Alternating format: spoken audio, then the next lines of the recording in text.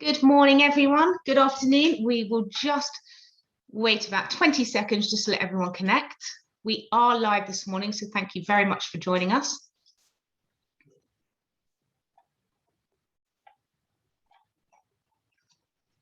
Okay, let's kick off. So good morning and welcome to IAB Europe's Trust and Transparency webinar with Facebook. Throughout September, we've been hosting a series of virtual events, blogs, and podcasts to discuss and debate trust and transparency in the digital advertising industry. We kicked off at the beginning of the month with deep dives into data transparency, and we held a great debate on Tuesday, which through a series of panel discussions looked at issues from the DSA and disinformation to supply chain transparency. As part of this series, we've been inviting members to share their views, best practices, and latest research in our Industry Insider webinars. And today, unfortunately, it is the last in our series. But I'm delighted to welcome Facebook leaders and subject matter experts who will be discussing the company's commitment to transparency and why it matters to the future of the industry. The session will open with a keynote presentation from Facebook's VP of Northern Europe, Steve Hatch, who will share Facebook's view for trust and transparency. And then after this, I will be leading a Q&A with Steve, with Nick Bourne, Director of Agencies UK and Ireland at Facebook, Nathan Naidu, Director of Policy Programs and Government Outreach, EMEA, and Sarah Bakai, who is the Marketing Manager for Brand Safety at Facebook. So let's kick off in the interest of time, and please welcome Steve Hatch for his keynote presentation.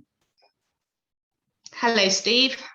Oh, hi, Helen, and good morning and good afternoon to everyone. Well, look, thank you, Helen, for this opportunity to speak today. And I also I want to thank, and we heard it already this morning, the IAB for the broader work that you do to promote collaboration within the industry. I don't think it's precedented anywhere else.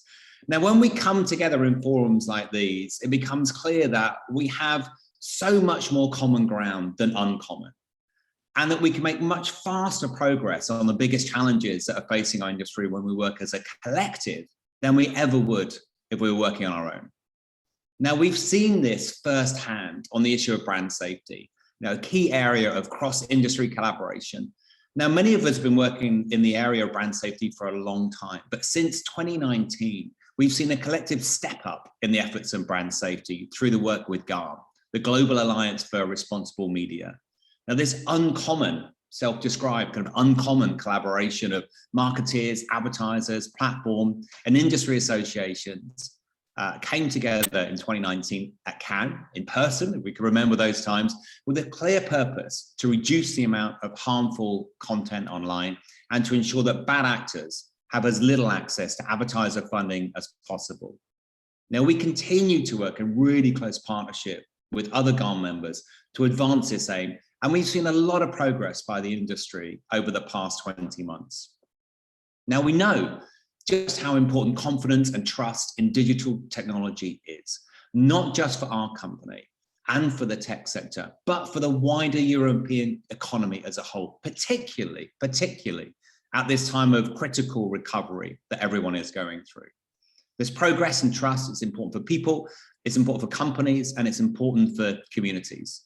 Now, just to give some small sense of that, when I say some small, these are some big numbers I'm about to share, but I'm only sharing, I recognize, one part of this pie to really understand the true impact of just Facebook's impact on the European economy. We commissioned a study by Copenhagen Economics, one of the leading economics firm in Europe. Now, they surveyed over 7,700 businesses across all industries and sizes in 15 countries. Now, the surveyed businesses said that using Facebook apps helped them generate sales corresponding to an estimated 208 billion euros. Now, using standard economic modeling, this translates into an estimated 3.1 million jobs. Significant impact. Now, it's not just in those jobs, we're also seeing those sales enabling organizations to export cross-border in a way that they've never been able to do before. In fact, we saw 98 billion exports in that last year. Of these exports, 58 billion sales within the EU and 40 billion are sales to the rest of the world. Huge numbers, but of huge importance. And it just shows what we are doing collectively as an industry to drive the economic future of Europe. And of course, behind these numbers are people. People like you and me trying to do their very best in their jobs. So people like Jérôme Chusson. He is the owner of Fromagerie Chusson in Poitiers, France. And now he was permitted to keep his store open during lockdown as it was considered an essential business. But he saw that many other small businesses in his local areas were closing their doors, potentially many of them for the last time.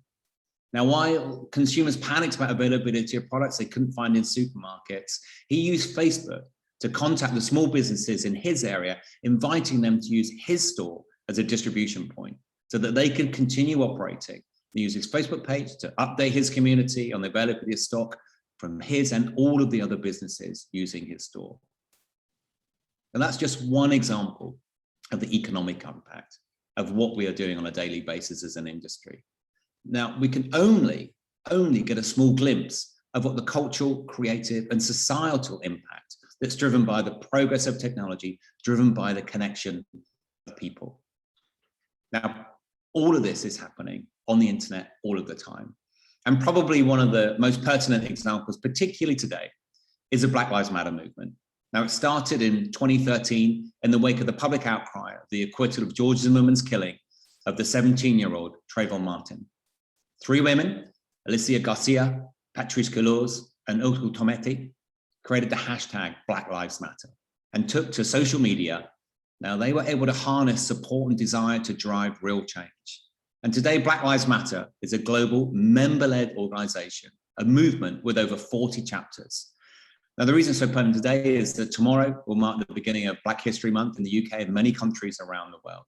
And across the world, the Black Lives Matter movement has helped inspire a much-needed collective rethink of some of our most established social systems. Now, the advent of the internet has ignited an unimaginable disruption to long-established systems and power structures that society has depended on for decades. There's virtually no facet of life that hasn't been overhauled in the last 25 years by the rise of a connected population. And today, we're still working through the questions that this has raised. We're right at the intersection of society, culture, government, citizenship, health, advertising, company growth. What individualism versus collectivism? Where do we draw the line on free speech? Should governments intervene to control what content can and can't be shared online? And how do we maintain a borderless internet and at the same time respect cultural boundaries? Now, many of us here today are grappling with questions like this. And as a result, with questions of consumer trust and confidence, both in our companies and the industry as a whole. Now, what I'm going to focus on is how we're addressing these questions, not just at a brand level, not just a brand product level, but at a societal level, through the real building of trust, through greater transparency. In many cases, a degree of transparency that would have been considered radical just a few short years ago. I'm going to touch on transparency in 3 areas. How we are transparent by building a better understanding of how our products and systems work, by offering greater visibility to how we as a company make decisions about the content people see on our platforms, and by seeking the support and oversight of independent experts in areas where we should not be making these decisions in isolation or alone. And here's why I think this matters. The internet and social media platforms have given people the ability to express themselves and communicate with others at a scale never seen before. Today, all we need is an internet connection to be part of a dramatic and historic democratization of speech. This isn't an overstatement. The products and systems that companies like Facebook create are now a huge part of everyone's lives, giving people of all backgrounds a voice, building and strengthening communities, and helping businesses grow. And yet it's often the systems that so many of us rely on today that are the subject of increasing skepticism. Now consider personalization. It's at the heart of how the internet has evolved over the last 20 years. Now, whether you're searching on Google or shopping on Amazon or watching films on Netflix, personalization means you get the most relevant information, therefore the most meaningful experience and the best use of your time. These systems are so prevalent in our lives, but appear to be so opaque. given the lack of visibility on how these systems work, it's not surprising that people feel perhaps innately now mistrustful. And this mistrust is a problem. It's not just for us at Facebook, but for us as an industry as a whole, because there's a lot at stake in here. Because if we aren't confident about today's technology and how it works, we can't expect people to invest their confidence on the promise of the technology of tomorrow. So this means we have a responsibility to build better understanding of how our products and how our systems work. Now, at Facebook, we would increasingly focus on finding more ways to build transparency directly into the products people are using. Now, one example of this, and actually originally came from advertising, but now all content on Facebook, is the "Why am I seeing this post" feature. Now, it's designed to help people understand and easily control what they see from friends, pages, and groups. Giving people better means to control their Facebook experience is transparency in action. And we recently launched a suite of products that aim to put the power back into the individual so that they have their Facebook experience back in their hands. Now you can choose between the pages and the people.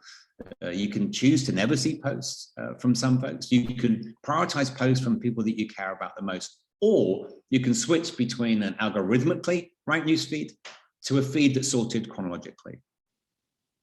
Now, we've already published detailed information about how our algorithms work to determine what content to prioritize in newsfeed and on Instagram.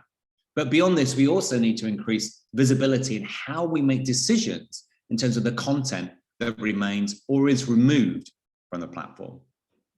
Now, to make that easier, we launched a new Transparency Center in May this year, a single destination for all of these transparency and integrity efforts.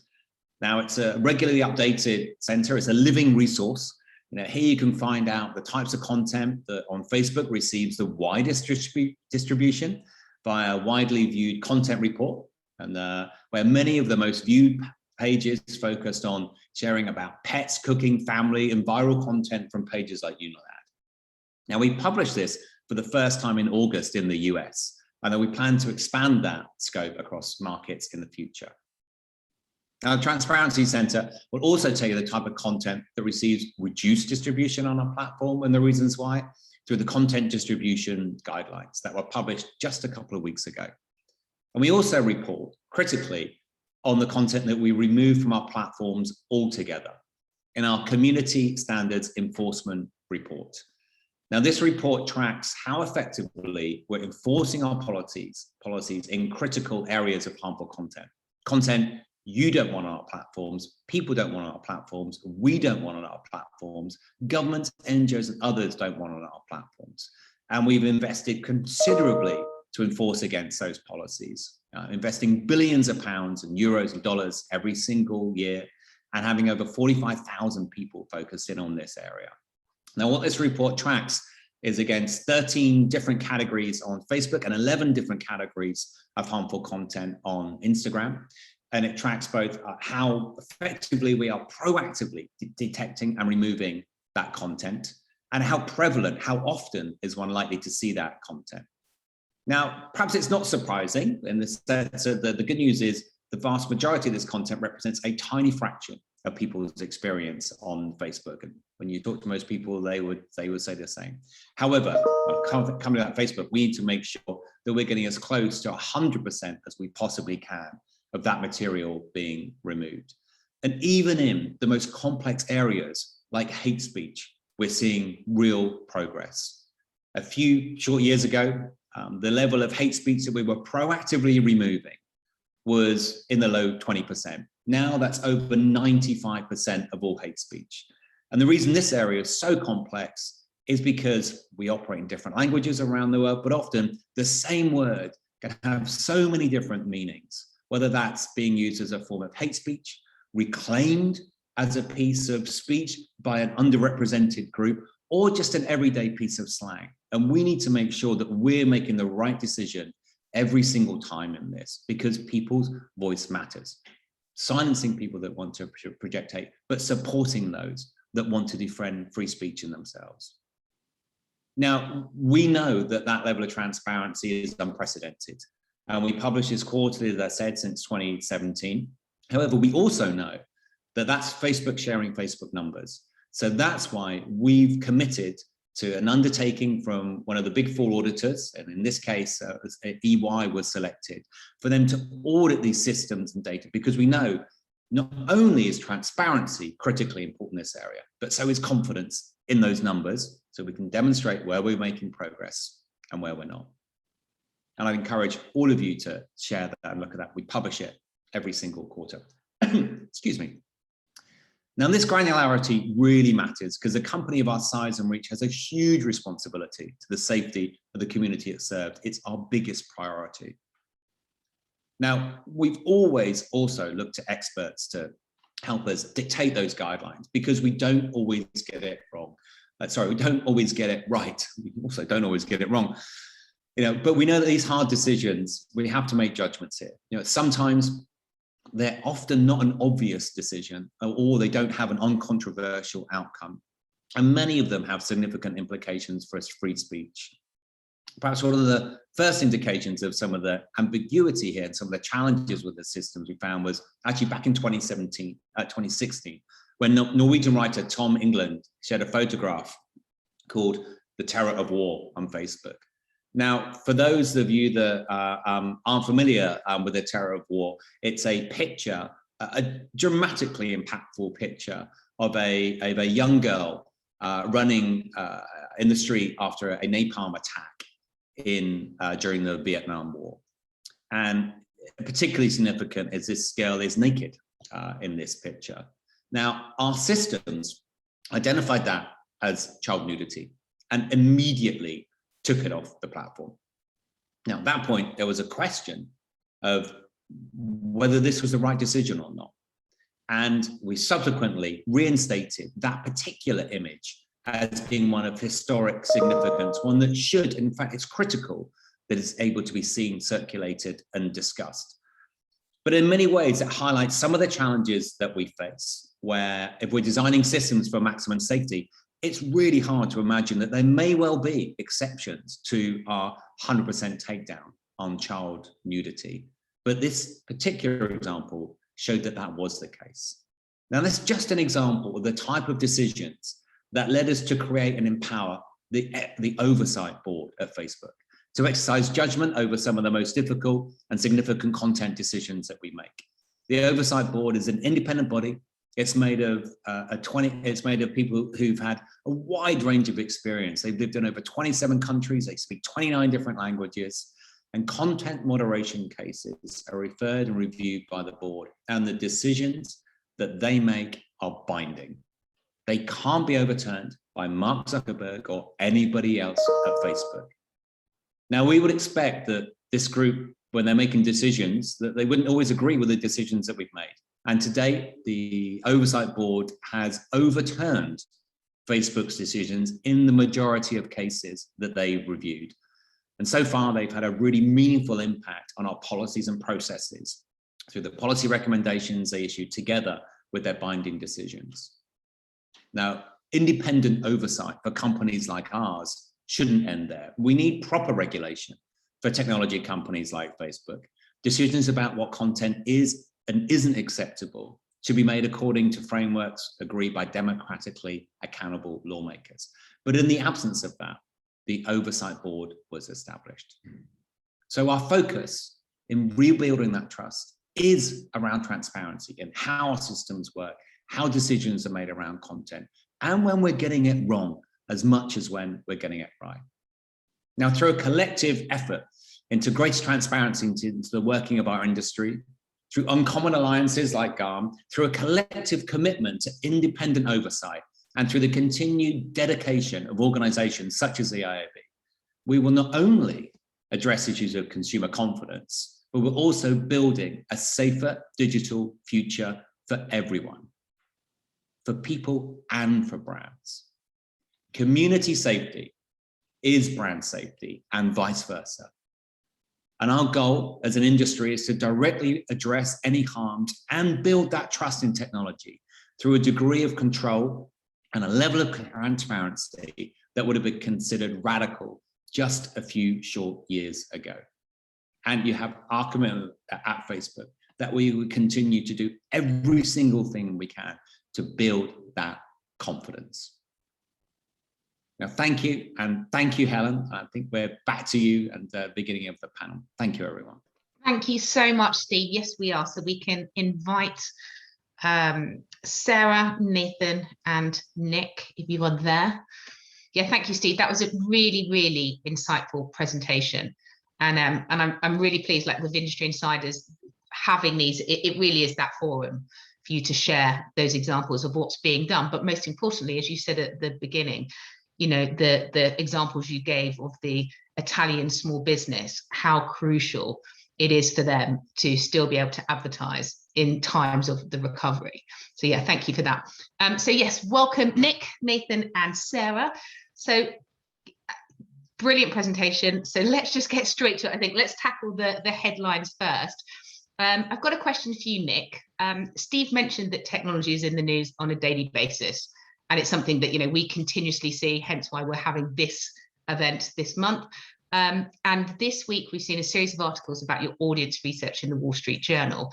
I'd love to know how Facebook handles this scrutiny and how does it impact the decisions that you make? Yeah, straight in at the deep end. Thank you. And look, thank you for having us as well. I think that probably the first place to start here is just building on a lot of what Steve said, in that we're really proud to occupy a very significant role in society. We've got over 3 billion people using our products every day, and that does confer a really big responsibility on us. And it's right that we're scrutinized in the right way by journalists, by policymakers, by advertisers, and actually most of all by our users. And it's really rare that the policy product decisions that we make don't involve some kind of trade-off. And sometimes these are visible, sometimes they're not. We've got a colleague called Margaret Gould-Stewart, who has the wonderful title of VP of Responsible Innovation. Mm-hmm. And Margaret talks about the question through understanding the difference between a problem and a dilemma. So a problem being something that's got a finite answer. So for example, if people who are hearing impaired can't get the full benefit of video on Facebook, the answer there is captioning, and there's no real trade-off because there's no downsides to adding captions. A dilemma is something else. A dilemma is something where there are trade-offs, and a good example of that would be around self-harm imagery, and there's this very strong argument to say that we shouldn't allow any of this kind of imagery on our platform. Yeah. However, there's an equally strong body of evidence that says when people post images of self-harm, self-injury, the most dangerous thing we can do is censor it, because it is often a cry for help or a need to share or a first step in recovery. And these are the kinds of trade-offs that our teams are working with day in and day out, and we've developed some of the most nuanced policy and controls as a result.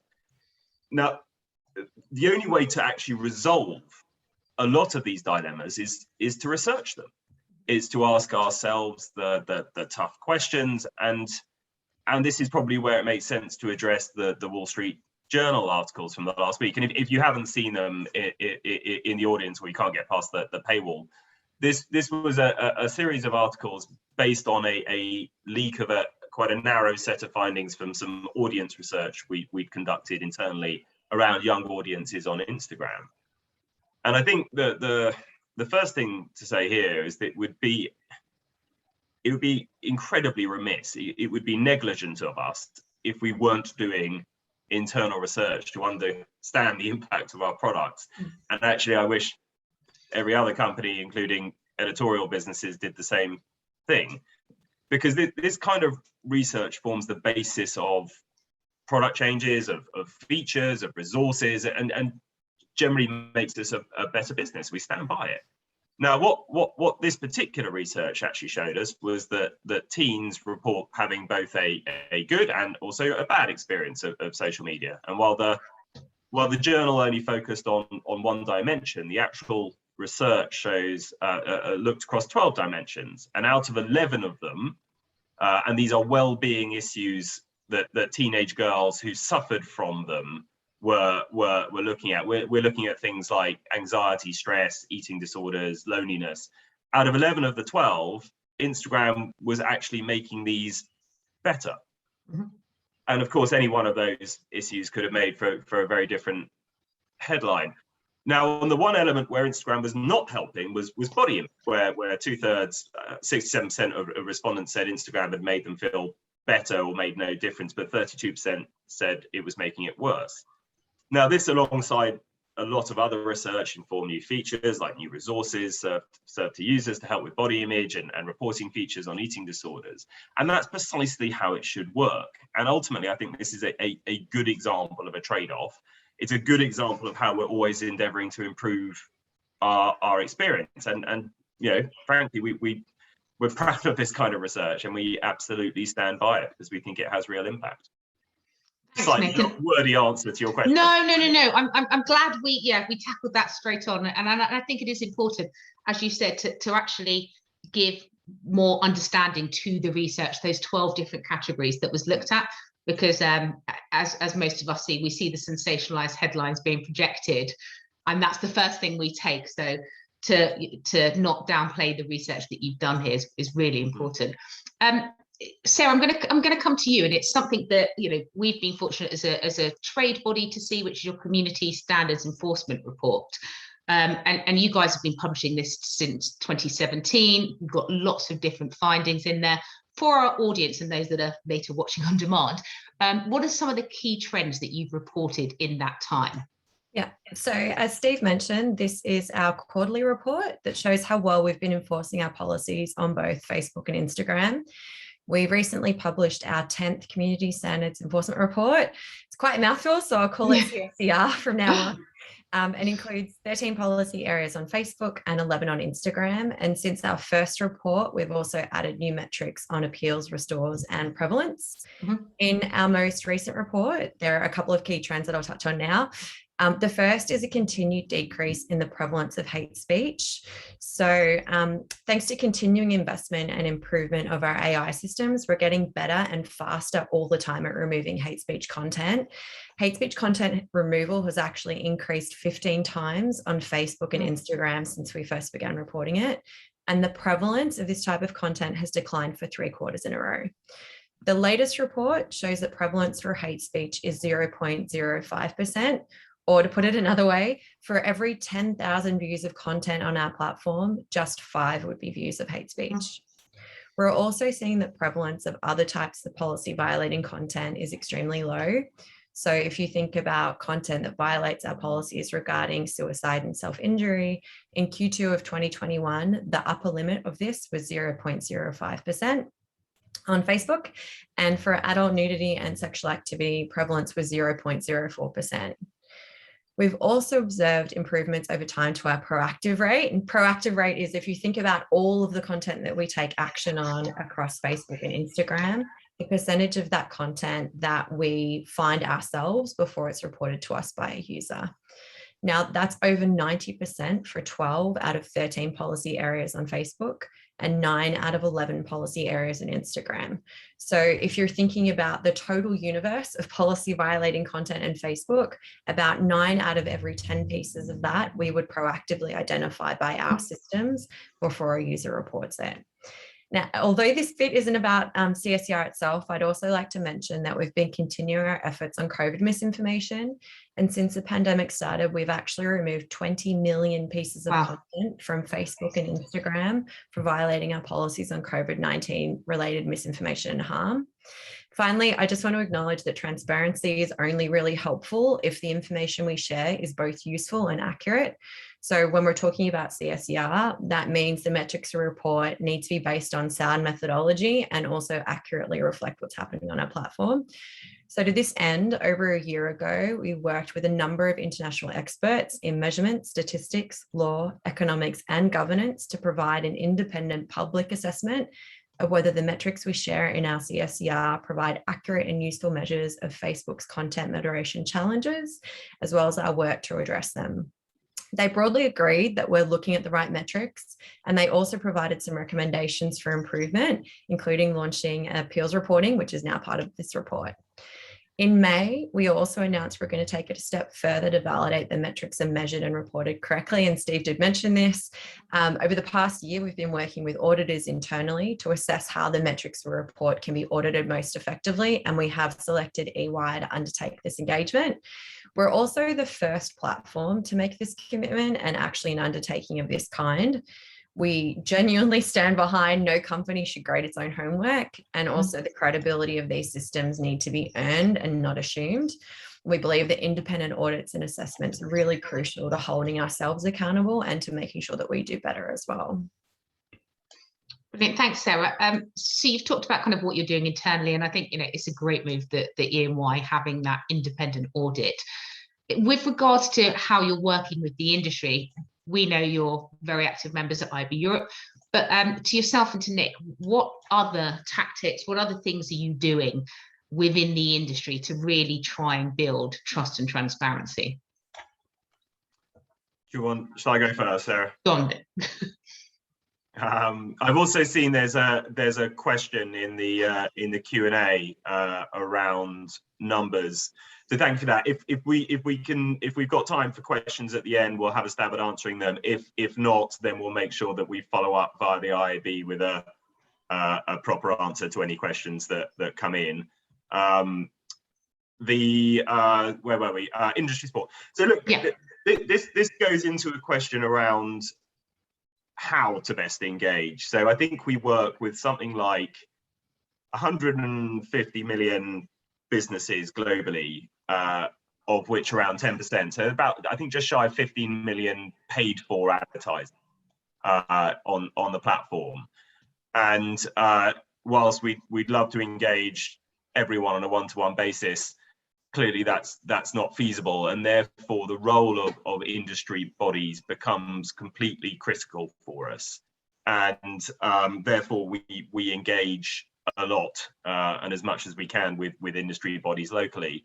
So I can only speak parochially for the UK, but here we work a lot obviously with the IAB, but also with ISBA, which is the industry body for the advertising community. So for advertisers, we do round tables with them a few times a year. We come in to talk about particular issues of the day, and these are really, really important. And they're not just important locally in how we engage with them. I think one of the really big moments of progress for certainly the advertising industry or the marketing industry over the last few years has been how we've been able to take local industry engagement through ISBA, for example, which is just a UK only trade body, and then ladder those globally into organizations like the World Federation of Advertisers and GARM. We are a global business. We've got other global businesses, and being able to represent local concerns on a global stage is really important for us. And I know Sarah is much more of a GARM expert than I am, so we'll hand over to her to talk about the global side. But this is something we invest a lot of time and energy in locally because it's important. Thanks, Nick. So Steve and both Nick had now mentioned the work that we do with GARM. We're actually one of the founding members when it started in 2019, and we're one of many platforms to remember alongside Twitter, YouTube, TikTok, Snap, and Pinterest. After the civil unrest of June 2020, GARM's executive committee decided that they wanted the Alliance to really double down on reducing the possibility of harmful content from being monetized. And so GARM's working groups really streamlined into 4 key work streams. The first was around establishing shared language and definitions. You may sometimes heard this being called a brand safety flaw. Yeah. The second is agreeing to advance first-party measurement of harmful content. The third is committing to independent oversight. And the fourth is committing to provide advertisers controls to manage brand suitability. We've been a really active part of GARM's work streams here, and Facebook have made some really meaningful progress to date. So we currently meet or exceed each of the 11 brand safety categories in the brand safety flaw, and our content monetization policies are also aligned to GARM's suitability framework. We've published clarity on how our specific policies actually map to GARM's brand safety flaw as well, because we think it's really important to be transparent about that. And we participated in GARM's first aggregated measurement report, which was released earlier this year. And as both Steve and myself mentioned, our CSER is also going to be undergoing independent audit by EY. We also currently offer a range of brand safety controls where ads appear within or alongside partner content. This includes things like placement controls, inventory filter, topic exclusions, publisher lists, and delivery reports. And as of August, we're also expanding the limited topic exclusion control for feed test to additional advertisers as we continue to really understand both the efficacy and the performance of that product. Brilliant, thanks, Sarah. And it's great to hear just the education I think that's being offered to, and the support to brands and advertisers. At IAB Europe, I think it was about 18 months ago, we did a poll with stakeholders and looked at, what was their kind of chief concerns. And for advertisers, brand safety, as we know, is kind of up there. And it's been really good in the last 12 months to kind of see that decrease that's gone, but purely, and the feedback we say that we're getting from advertisers is the support and the education. And the fact that they are asking more questions, there's the accountability on them. So yeah, really good to hear that. I'm going to come across to you, Nathan. We talked about the industry, so love to hear kind of like when it comes to your role working with policymakers and working with governments. What are some of the issues that they're most concerned with, that they come to you to try and understand? And what are you doing to help them? Yeah, Helen, first off, let me just say thanks so much again to the IAB for providing this opportunity. I'm really happy to be with you here and to have the opportunity to answer these questions. We actually have a really rich and frank dialogue with regulators and governments across Europe. And we work with them as well to help them to use our tools. I think it probably won't surprise you that two of the top things on their mind at the moment are the COVID crisis and the challenge of how we're managing harmful content. On COVID, a lot of our discussions are really about, Facebook, you have this incredible reach, you have these amazing tools. What can you do to help us to deliver on our response to the crisis? And here we're doing loads. So we have, for example, launched in a number of European countries a tool that allows people to find their nearest vaccination center. We've released also anonymized data sets that allow health researchers and academics to understand the answers to questions like what has been the impact of lockdown on different communities. We also have issued over $120 million in Facebook ad credits to allow health authorities and UN agencies to communicate using Facebook ads about authoritative health information. And we have launched our COVID Information Center. And you can see it if you go on your Facebook or your Instagram. You may well have seen it because it has helped us to direct more than 2 billion people toward authoritative health information.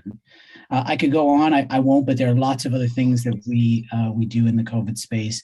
I would just add here that we don't do this in a vacuum. We have local policy teams on the ground in countries across Europe, and we work with them and where appropriate with the government to make sure that we're rolling these products out in a way that is consistent with the state's effort to try to keep people safe and healthy during the crisis.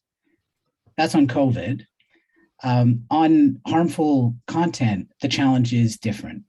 It's really about helping regulators to understand how the system works. So content moderation is a hugely complex issue. I'm sure that will be no surprise to you. Mm-hmm. Each of the platforms takes a slightly different approach as well. And so really what regulators want to know is, what does the system look like from the inside? And so to help overcome that, we actually bring together experts from around the company.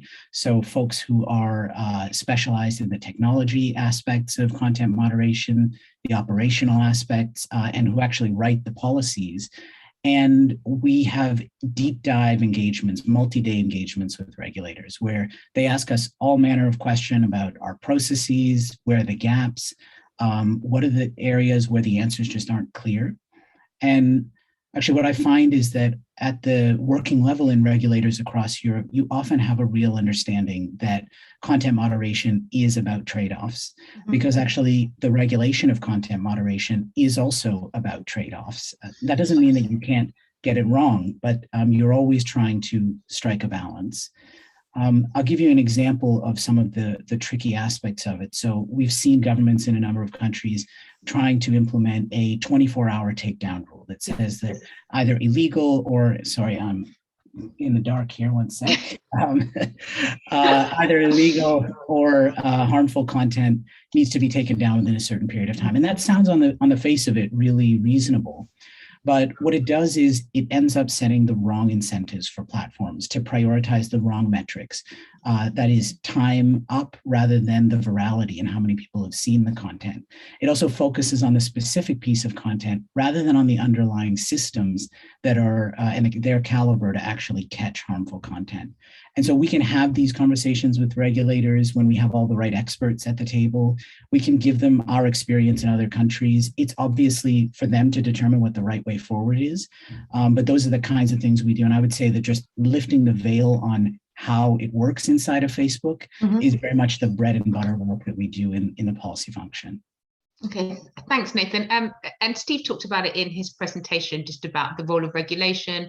And I know that the Oversight Board was established in lieu of regulation. Can you talk through an example when the Oversight Board made a policy recommendation that you've since adopted? Yeah, absolutely. And I would say, you know, we see the Oversight Board as something that is necessary in addition to regulation. So we're still working, all those engagements that I talked about, the goal of them is really to encourage the implementation of the regulation of harmful content, which we've called for publicly because we don't think that it's right that we're making all of the decisions that we're making. But regulation can't cover everything, and the Oversight Board is a really important institution. As you mentioned, in addition to the decisions that the Oversight Board makes on specific pieces of content or content decisions, they can also issue policy recommendations. And I think they have issued over 50 since they have been established. You can actually go on the Transparency Center that Steve was mentioning, and you can see all of those decisions. You can also see the status. So whether we've implemented them fully or partially, whether they are something that Facebook is already doing. Let me give you an example of what those recommendations are. So the Oversight Board recommended that we inform people when we take down their content, but that we also inform them of the reason why. So is the reason, for example, that you violated Facebook's community standards, or is it that a government has made a request for that content to be taken down? That is a strong recommendation, and we have agreed that we will implement it fully. It's an example of where the Oversight Board's work is helping to identify areas that require greater transparency and actually creating large-scale change in our processes and systems. You can imagine the scale of reform that's required to change the way that we address content takedowns across the world. I'll give you another example that you might have heard of, which is that the Oversight Board made a recommendation that we should, in the case of high-ranking government officials like heads of state, we should suspend their accounts where they're, you will probably know what I'm talking about. Yes, absolutely, yeah. We should suspend their accounts where their posts have repeatedly created a risk of harm. This is, again, one that we have agreed that we will implement fully. It is also an example of where there are these really difficult trade-offs to make between expression and safety. We don't think that a private company should be having such a strong say in where the right balance is. And the Oversight Board in this case gave us a really clear steer that we should be leaning more toward the side of safety in these instances because of the influence of the people who are speaking. I should say that it actually goes both ways. So we can also go to the Oversight Board and request a recommendation from them. And we've actually done that just earlier this week. We have said that we will go to the Oversight Board and ask them for a recommendation on how we should manage our cross-check system. So the cross-check system, something that has also been in the news recently, is a longstanding system that is really about preventing over-enforcement, particularly in areas where there's a high risk that we will get the content decision wrong. Or if we get it wrong, the impact will be very big because, for example, a page has millions of followers. Sometimes you have people who are just operating in ambiguous situations, for example, activists who are trying to raise awareness about violent content. And we need to make sure that we're not accidentally taking that down. Now, I should say that the cross-check system is not perfect, and we know that. And there have been efforts over the years to try to refine it. But we have gone to the Oversight Board now to say, what are the criteria for that we should use for when we actually apply these kind of secondary checks? And how should we manage this process? And in line with the bylaws, we will come back and publicly respond to the Oversight Board's recommendation within 30 days. So those are examples of how we are implementing the recommendations of the Oversight Board, but we're also asking the Oversight Board, in particularly thorny cases, what should we do? Great examples, Nathan. And already when you were going through those examples, I was just thinking of the conversations, they are the conversations that you have with family members to try and explain the industry and the job and the tough decisions that come into this. And very, very hard to try and get it right, but it seems like you guys are doing that. Conscious of time, so I've got a final question for all of you. Steve shared a comprehensive list of the transparency efforts that are underway at Facebook at the moment. So I'd like to ask each of you, and I'm going to start with Sarah, what change would you like to see in the industry as a whole when it comes to transparency? Quite broad. Thanks, Helen. Yeah, I mean, I think there's a number of things that each of us will touch on that probably have different points of view, but there's kind of a theme that you will have heard coming up quite a bit today, which is really around regulation. And for us, regulation is really critical.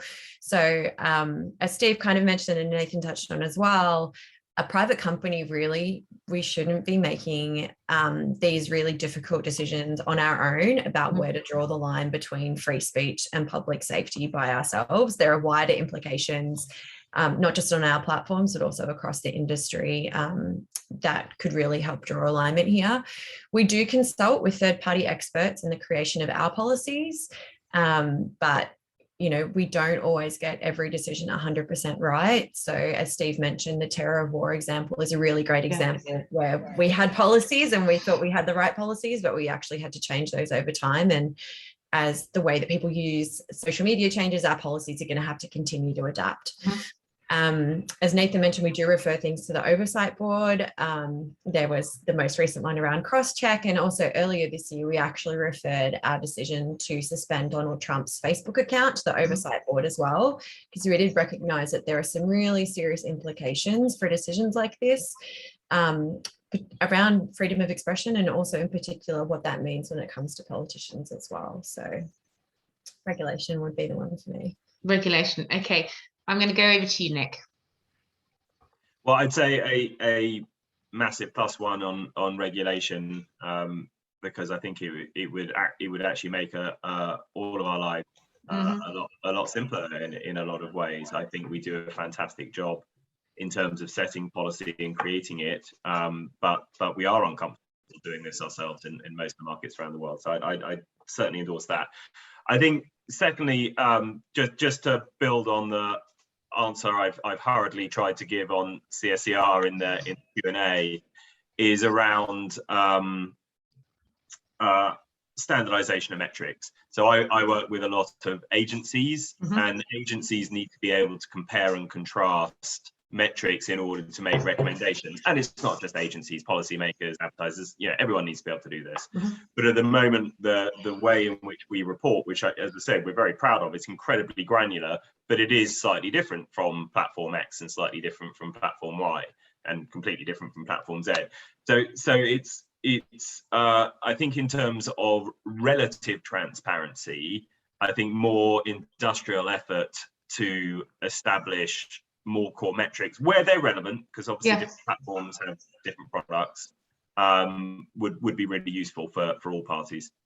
Yeah, and I think you're right. I think this is something that throughout, as mentioned, this event series we've been doing, supply chain transparency from all stakeholders is something that has to be standardized so that people from publishers can understand and interpret the data that they're receiving to the brands that are, putting investments in. So that's a great response. Nathan, I'm going to come across to you to end end this and say, yeah, what would you like to see? Yeah, absolutely. Well, look, as I have the honor of the last word, I will actually say that transparency, it's an absolutely critical first step, and we invest massively in it. But it's not enough. And we, as much as we have a responsibility to people and businesses and society to be transparent about the way that we're making decisions and our systems and our processes, we also have a responsibility across the industry to make sure that people are actually able to discover that information and that they understand it, that we meet them on their own terms and give them the tools that they need in order to really understand the information that we're putting out there. The engagements that we do with governments and with industry bodies are obviously part of that. I'd love to see even more of that and new innovative ways that we can bridge that gap from transparency to understanding. And of course, that is, to come back to our theme, really about how we move from transparency into a place of trust.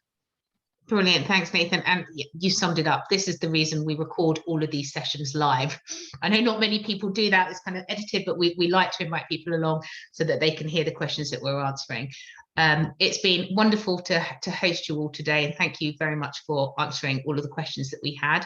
As Nick mentioned, we'll have a look if there's any other questions that have come in from the audience. Please send them to us at communication@iabeurope.eu, and we will get those answered.